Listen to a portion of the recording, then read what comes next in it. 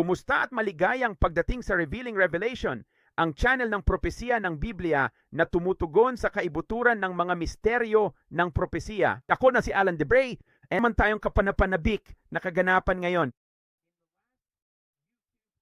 Sa huling maikling talakayan na ginawa ko, tinalakay natin ito, ngunit gusto ko na ngayong talakayin ito ng mas detalyado. Para tunay matulungan kang maunawaan ang mga tao ng katapusan ng mga araw, inihayag sa Aklat ng Pahayag. Sa Apokalipsis, makikita natin na mayroong 42 buwan, 1,260 araw, isang panahon, mga panahon, kalahating panahon.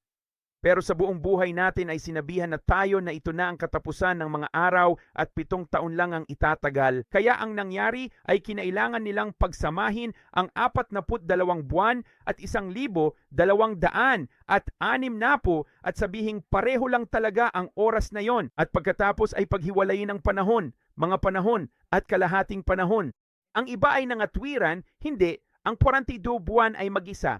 At ang 1260 araw ay pinagsama upang maging parehong panahon, gaya ng panahon, mga panahon at kalahating panahon. Bakit tayo itinuro sa henerasyong ito? Dahil naniniwala na ang katapusan ng mga araw ay 7 taon. Pero alam nyo, sinusubaybayan nyo ito simula nang ilunsad namin ang channel na ito 2 buwan nakalipas. Kung sinusubaybayan mo kami simula pa noong aming pangunahing ministeryo, 8 taon na ang nakalipas sa Ministry Revealed, alam mo ang katotohanan ng katapusan ng mga araw, 14 na taon. Ipinahayag sa Ebanghelyo Mateo, Marcos, Lucas, gaganap Lucas, Marcos, Mateo, kay Luke 50 araw. At pagkatapos ay 7 taon ng diskurso ni Marcos at ng Ebanghelyo, at pagkatapos ay 7 taon ng mga trompeta para sa diskurso ni Mateo at ng bahagi ni Mateo. Pero lahat tayo ay nasabihan na ang katapusan ng mga araw ay 7 taon. Dahil lahat ay naturuan mula sa Ebanghelyo ni Mateo at hindi nila naunawaan ang mas malawak na kahulugan. Kaya kapag nakita mo ang 3 magkakaibang yugto ng panahon, bakit? Kung nilayon ng Panginoon na maging pareho ang mga ito, bakit hindi niya tinawag ang 1,260 araw, 42 buwan, tulad ng ibang mga lugar? O kaya, bakit hindi tawagin ang 1,260 araw na oras at kalahati ng isang panahon? Sa halip na hatiin sa 3 bahagi ng panahon, ang sagot ay dahil ang mga ito ay 3 magkakahiwalay na yugto ng panahon. Sa kabuuan ay 10 at kalahating taon. Ngayong naiintindihan mo na ang 14 na taon, hindi na mahirap isipin kung paano mangyayari ang 10 at kalahating taon. Pasensya na. Kaya saan natin nakikita ang mga panahong ito? Sa Pahayag, Kabanata 13, at tandaan, tumingin lang sa kanan kung nakalimutan kong banggitin kung anong kabanata ako naroroon. Sa Pahayag, Kabanata 13, talata 10, ang halimaw ay nagkaroon ng kapangyarihan sa loob ng 42 buwan, kung kailan taglay ng halimaw ang kapangyarihan at autoridad bilang Antikristo, ang halimaw ng katapusan. Kapag ang bulaang propeta ay nagpakita at sinabihan ng lahat na sambahin siya, ito na ang panahon ng marka ng halimaw. Hindi ito nangyayari sa simula ng kapighatian, kaya ipapakita kung saan ito pinaghihiwalay upang maunawaan kung saan nagaganap ang 10 at kalahating taon. Narito ang 42 buwan. Sa Apokalipsis, Kabanata 12, mula talata 6, makikita natin mayroong isang panahon 1,260 araw. Ang babaeng ito ay may inihandang lugar para sa kanya. Ano pa ang mangyayari sa 1,260 araw? Sa Pahayag, Kabanata 11, talata 3, sinasabi, at bibigyan ko ng kapangyarihan ang aking 2 saksi at sila'y magsisipang hula sa 1,260 araw. Kaya habang nangyayari iyan sa babae sa lugar na inihanda, ang mga saksi ay narito sa 1,260 araw. Kailan darating ang mga saksi? Aba, tingnan mo ito. Ang pagyapak sa ilalim ng paa ay sa loob ng 42 buwan. Ito ang 42 buwan na may kapangyarihan ng halimaw. Ang 2 saksi ay darating pagkatapos ng 42 buwan upang manghula sa loob ng 1260 araw pagkatapos nito. Bakit mahalaga ito? Dahil kapag binalikan natin ang Apokalipsis, Kabanata 12, makikita natin ang 1,260 araw na binanggit sa talata 6. At pagkatapos ay makikita natin ang dragon na inihagis sa lupa. Kaya nang matapos ang 1,260 araw at ang dalawang saksi, si Satanas ay itinapon pababa. At sa talata 14, sinasabi sa atin ang huling bahagi ng panahon nang ang babae ay binigyan ng mga pakpak ng isang malaking agila upang lumipad patungo sa isang protektadong lugar hanggang sa loob ng isang panahon at mga panahon at kalahating panahon. Ano ito? Ang quit at ay napakahalaga dahil ito ay naghihiwalay at bilang karagdagan sa ang ibig sabihin ng oras ay isa dagdagan ng oras, ibig sabihin ay dalawa dagdagan ng kalahating oras. Iyan ay isa dagdag, dalawa dagdag kalahati. Yan ay may kabuuang 3 at kalahating taon. Kailan darating ang panahong ito? Pagkatapos ng 1,260 araw. Kailan ang 1,260 araw? Pagkatapos ng 42 buwan? Kaya ngayon ang tanong ay, saan nga ba magaganap ang mga panahong ito? Bueno, itinuro ko na sa naunang turo, ang hiwaga ng hayop sa pahayag kabanata 17, bersikulo 8, ang hayop na naging siya ay wala na at aahon mula sa hukay na walang kalaliman. Ang was ay kapag may kapangyarihan at autoridad sa loob ng 42 buwan. Hindi, ito ay kapag siya ay natalo ng Panginoon sa pagtatapos ng mga tatak. Nang makita natin sa pagtatapos ng ika-6 na tatak, ang Panginoon ay paparating at siya ay aalis. And lahat ay nagpapanik. Ito ang panahon kung kailan papatay ng Panginoon ang halimaw at ang 10 sungay na kasama niya. At hindi sila itinapon sa lawa ng apoy sa puntong ito. Sila ay itinatapon sa hukay. At saka ano ang sinasabi nito?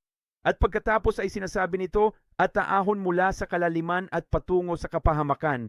Ang was, ang kanyang kapangyarihan sa loob ng 42 buwan sa ikalawang kalahati ng mga seal. Ito ay kapag wala siya rito at ang dalawang saksi ay nagpropesya sa loob ng 1,260 araw. Kapag natapos na ang kanilang 1,260 araw, ang halimaw ay lalabas mula sa kalaliman at patungo sa kapahamakan. Ito ang pasimula ng panahon, ang mga panahon at kalahati ng isang panahon.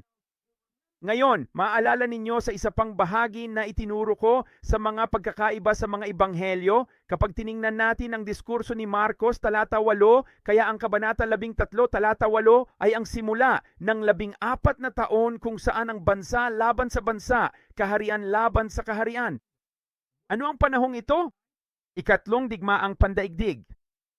Kaya humigit kumulang ang unang kalahati ng 7 taon ni Sel ang siyang panahon ng ikatlong digmaang pandaigdig. Walang nabanggit na bula ang Kristo o propeta. Sa talata 14, makikita ang kasuklam-suklam na paninira sa hindi dapat. Sa konkordansya ni Strong, ibig sabihin ay ilagay sa hindi dapat.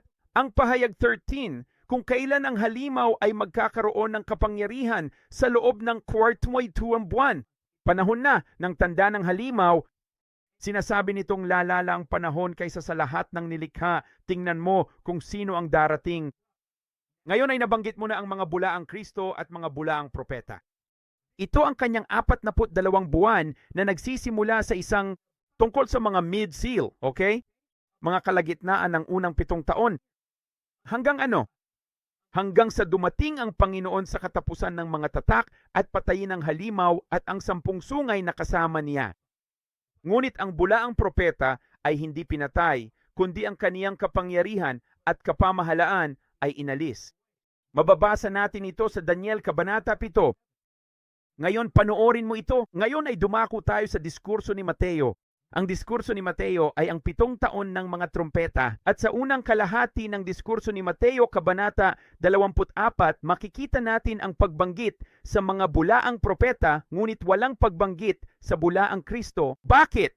Dahil dati siya at ngayon ay wala na. Kita mo? Ngunit narito pa rin ang bulaang propeta dahil hindi pa siya napatay. At pagkatapos, ano ang mangyayari? Pagkatapos ay mapupunta tayo sa talata 15 sa diskurso ni Mateo at mayroon tayong isa pang kasuklam-suklam na paninira. Sabi, tumayo sa banal na dakong banal dahil sa unang kalahati ng mga trumpeta na siyang 1,260 araw habang ang dalawang saksi ay nagpopropesiya ang lungsod, mga lansangan at templo ay muling itinatayo.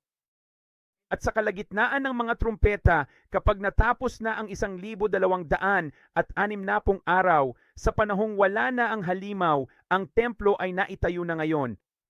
At ano ang mangyayari sa puntong iyon? Si Satanas ay inihagis at ang hukay ay nabuksan na, at ito ang panahon ng panahon at mga panahon at kalahati ng panahon. Bueno, tingnan mo ang nangyayari ngayon sa diskurso ni Mateo. Maparito tayo sa bersikulo 24 ng Mateo, at ang mga bulaang Kristo at mga bulaang propeta ay muling lumilitaw. Bakit?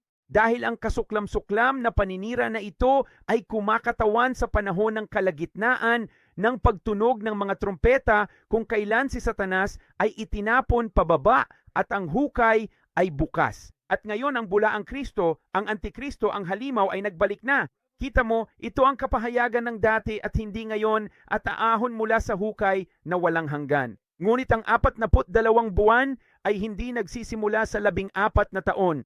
Nagsisimula ito sa ikatlong digmaang pandaigdig, at pagkatapos ay makukuha ng halimaw ang kanyang kapangyarihan sa loob ng 42 buwan. At pagkatapos ay mayroon kang 1,260 araw na wala na, habang ang lungsod, mga kalye at templo ay muling itinatayo. Ang dalawang saksi ay naroon hanggang matapos ang kanilang patutuo. Pagkatapos, sa gitna ng mga trumpeta, ang halimaw ay lalabas mula sa hukay sa panahon, mga panahon at kalahating panahon. Tandaan kung ano ang mangyayari kapag natapos na ang 1,260 araw sa pahayag, Kabanata 12. Si Satanas ay pinalayas na ngayon. Si Satanas ngayon ay itinapon sa lupa. Alam niyang maikli na lamang ang kaniyang panahon, at ito'y panahon, mga panahon at kalahati ng isang panahon. Yan ay kaparehong panahon ng Apokalipsis 9.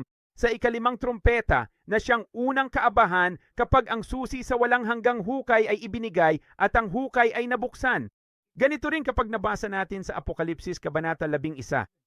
Sinasabi nito na ang dalawang saksi ay manghuhula sa loob ng 1,260 araw. Matapos ang kanilang panghuhula sa talata 7, kapag natapos na nila ang kanilang patutuo, ang halimaw na umaahon mula sa kalaliman pagkatapos ng 1,260 araw ay makikipagdigma laban sa kanila, dadaigin sila at papatayin sila. Gaano katagal tatagal ang digmaang ito? Tatagal ba ito ng buong 3 taon at kalahati ng panahon, mga panahon at kalahating panahon? Hindi. Sabi sa Daniel Kabanata 12, bersikulo 7 nga, gaano katagal o Panginoon tatagal ito? Gaano katagal bago matapos ang lahat ng ito? At sinabi niya sa kanila na ito ay magiging sa loob ng isang panahon, mga panahon at kalahati. Napansin mong wala. And sa pagitan ng oras at mga panahon, bakit? Dahil nangangahulugan ito ng 1, 2 at kalahating taon. 2 at kalahati ng huling 3 kalahating taon. Kaya si Satanas, ang halimaw at ang bulaang propeta ay magkakaroon ng 2 at kalahating taon sa huling 3 at kalahating taon ng kapighatian. Bakit ganito? Dahil sa diskurso ni Mateo, sinabihan tayo na sa pagdating ng Panginoon, magiging katulad ito ng noong mga araw ni Noe. At ang mga araw ni Noe, mga kapatid, ay nagsimula sa 2 buwan, 17 araw, at natapos sa 2 buwan, 27 araw, na 1 taon at 10 araw ang haba. Bakit mahalaga iyon?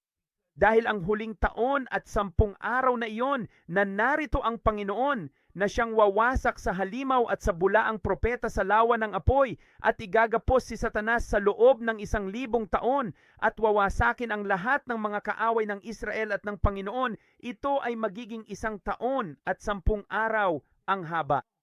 Bakit? Dahil sinabi ng Levitiko, 25 na pagkatapos ng 49 na taon, at ang 14 na taon ng kapighatian, mga kapatid, ay ang 49 na taon, ang huling taon ng 7 beses na 7. At ang 49 na taon lamang ang mas mahaba pa ng 1 taon at 10 araw.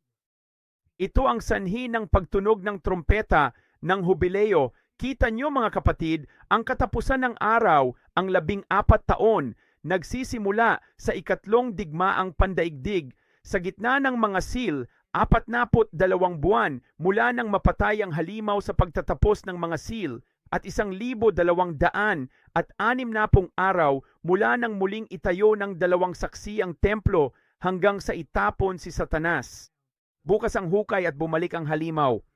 At may oras at panahon at kalahating panahon kung saan ang mga kaaway ay may 2.5 taon upang makipagdigma laban sa 2 saksi hanggang sa pagbabalik ng Panginoon. Pagkatapos bumaba sa bundok Olibo sa huling taon at 10 araw, ang ika-49 na taon hanggang